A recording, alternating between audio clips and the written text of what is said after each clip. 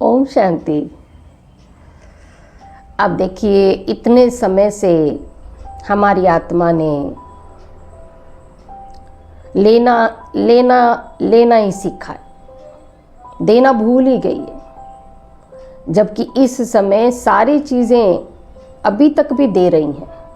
कौन सी चीज़ें? जो मनुष्य की बनाई हुई हैं, चाहे वो कुर्सी है, मेज है, पंखा है, लाइट है, प्रकृति है, पानी है, सब चीज़ें, धरती है, वो सब अपनी अपनी जगह दे ही रही हैं।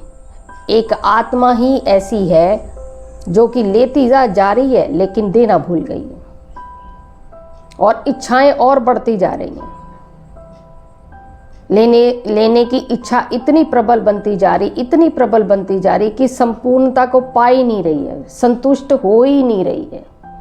अब ऐसे में परमात्मा पिता हमें क्या कहते हैं? परमात्मा पिता हमें सिखाते हैं कि बच्चे, अब देना सीखो। तुम मेरे बच्चे, और मैं कौन हूँ? मैं तो दाता हूँ ना, जीवन दाता हूँ, तुम्हारी मुक्ति दाता हूँ, तुम्हारे जीवन मुक्ति दाता हूँ। तो तुम दाता के बच्चे हो, सारे के सारे। तो सारे के सारे बच्चे अब ये अपने आप से ही तो दुनिया संकल्पों से रचते हो ना, तो अब देना सीखो। तो जब दोगे तो तुम्हें रिटर्न में अपने आप ही मिलेगा, सोचने की ज़रूरत नहीं है। अपने शुद्ध भाव से बस दो, लौट कर फिर तुम्हारे पास ही आना है।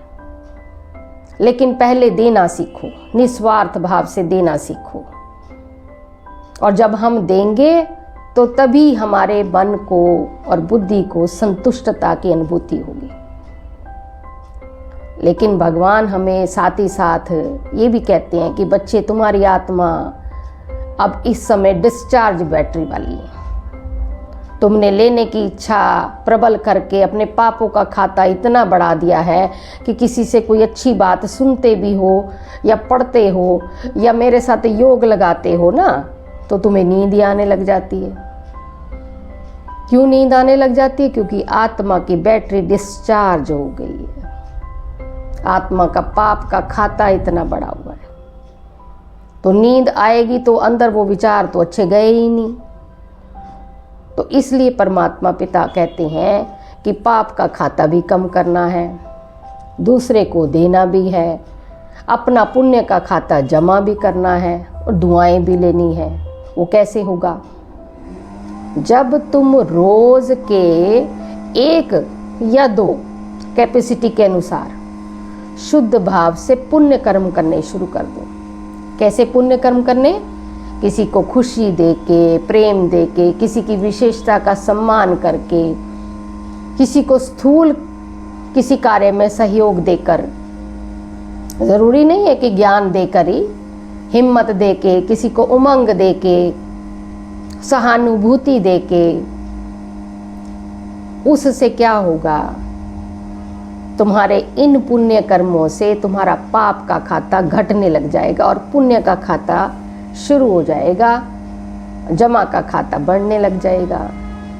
और यही पुण्य का खाता तुम्हें अपने आप में भी दुआएं देगा, दूसरों से भी दुआएं मिलेगी तुम्हें, और परमात्मा से तो बेशुमार हमें दुआएं मिलेंगी। तो रोज़ के अगर हम 2 पुण्य भी करते हैं, चलो 1 पुण्य लगा लो तो 30 पुण्य जमा हो गए। तो जितना हमारा जीवन बचा हुआ है, तो क्यों ना हम जब आदत डालेंगे, संस्कार बनाएंगे पुण्य कर्म करने की, कि पुण्य कर्म मुझे रोज़ का 1 करना है, तो धीरे धीरे ये संस्कार क्या है, हमें सहयोग देने लग जाता है। 1 की बजाय 2 होने लग जाएंगे, फिर 3 होने लग जाएंगे, 4 होने लग जाएंगे। तो धीरे धीरे क्या हो गया? गंदगी निकल के, पाप निकल के पुण्य बढ़ने लग जाएंगे। आत्मा की जो डिस्चार्ज बैटरी है वो चार्ज होने लग जाएगी, और साथ ही साथ हमें दुआएं मिलने लग जाएंगी। तो अपने पुण्य कर्म का खाता भी बढ़ाएं हम, और दुआएं भी जमा करें। और परमात्मा हमसे यही चाहते हैं। ओम शांति।